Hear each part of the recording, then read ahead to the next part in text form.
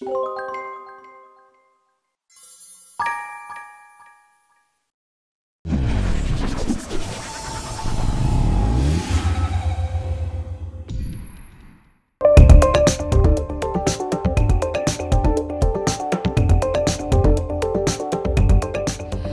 à toutes, bonjour à tous. Je vous propose de découvrir aujourd'hui une édition très spéciale de notre JT Catastrophe naturelle. Tout de suite, voici les titres. Du déroulement de la catastrophe aux divers plans de gestion de crise, en passant par les indemnisations, focus sur les récentes inondations qui ont ravagé le sud-ouest. Vous retrouverez ensuite nos dernières actualités catastrophes naturelles dans notre tout en images. La Haute-Garonne, les Pyrénées-Atlantiques et les Hautes-Pyrénées ont été dévastées en juin dernier par de violentes inondations. Experts, prévisionnistes, modélisateurs, assureurs et scientifiques se sont exprimés au micro de News Assurance Pro sur leur façon de gérer la crise, mais également sur le processus d'indemnisation. Le 18 juin dernier, de graves inondations ont balayé plusieurs communes du sud-ouest français. Lourdes, Luce-Saint-Sauveur, Barèges ou encore Saint-Béat ont été sévèrement touchées. Des inondations dues en priorité à des conditions climatiques délicates. Ces récentes inondations sont dues à une goutte d'air froide qui était isolée sur l'Espagne et qui dirigeait sur la France ce qu'on appelle un flux de sud, à tendance orageuse, qui ont donc touché les Pyrénées. Par rapport à l'arrivée de ces pluies qui étaient annoncées comme relativement importantes, on était passé en vigilance de niveau orange sur le sud-ouest de la France. Les épisodes orageux et la pluie incessante ont engendré de fortes crues sur les fleuves de l'Adour et de la Garonne. Des fleuves qui étaient déjà sous surveillance avant la survenance de la catastrophe. On a eu des crues vraiment très importantes, avec un caractère exceptionnel, dû à la fois à la quantité de pluie et au caractère très continu des pluies. C'est-à-dire qu'il n'y a pas eu d'interruption permettant au cours d'eau d'écluser un petit peu la pluie qui tombait. Ça n'a pas discontinué pendant 30 heures. Et donc les niveaux sont montés assez haut parce que d'abord on partait d'une situation avec des niveaux déjà en crue modérée. Et puis le stock neigeux était encore important et la fonte nivale a été accélérée pendant les pluies.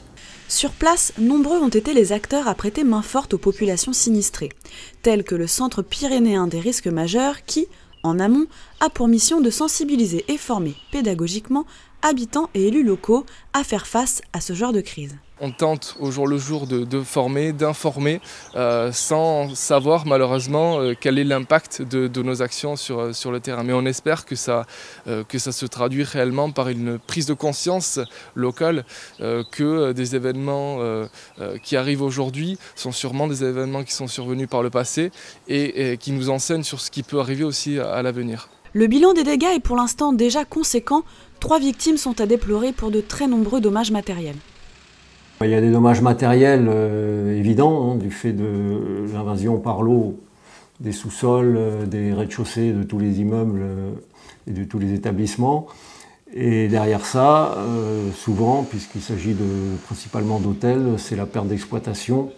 Sur Lourdes, les établissements sont principalement ouverts sur la durée de la saison lourdaise, qui est du mois d'avril, de Pâques, jusqu'au mois d'octobre.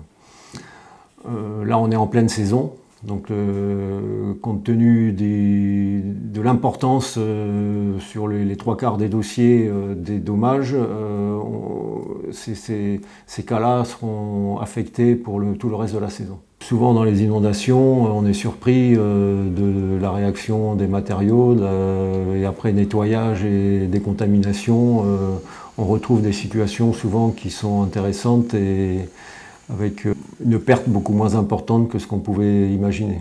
En exclusivité, CCR, Caisse Centrale de Réassurance, a délivré sa première estimation des dégâts. À 3 jours après la survenance de l'événement, nous avons une première estimation qui est basée sur des modélisations à partir des données disponibles, c'est-à-dire les pluies mesurées par Météo France et les débits ou les hauteurs d'eau mesurées par le réseau Vigicru, et qui nous donne une fourchette ou un intervalle entre 200 et 350 millions d'euros pour le marché de l'assurance des CatNat.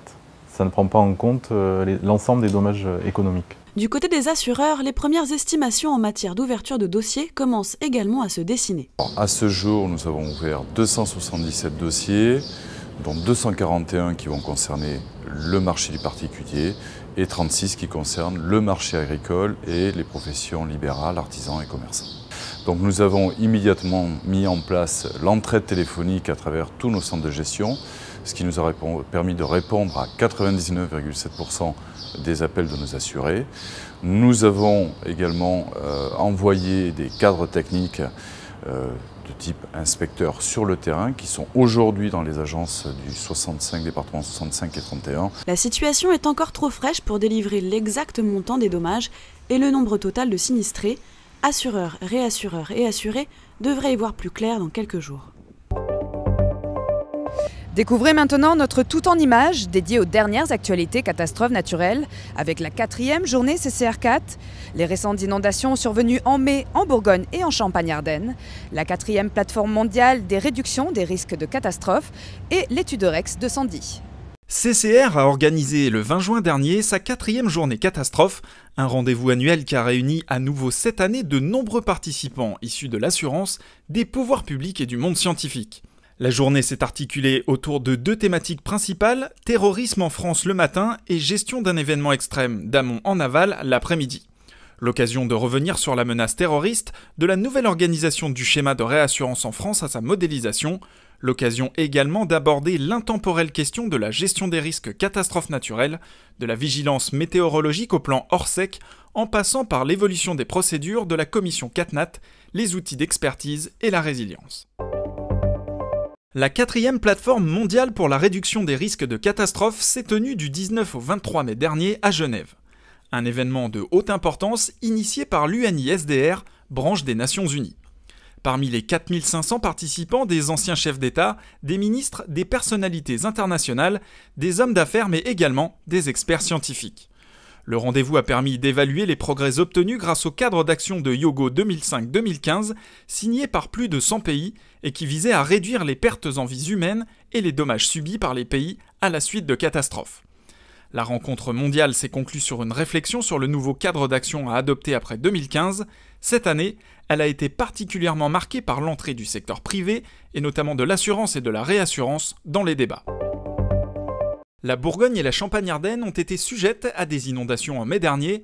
Stéphane Pallès de CCR revient sur le sujet. Nous avons fait une première estimation de ce risque et publié une fourchette assez large, mais c'est toujours difficile, qui est donc entre 40 et 70 millions.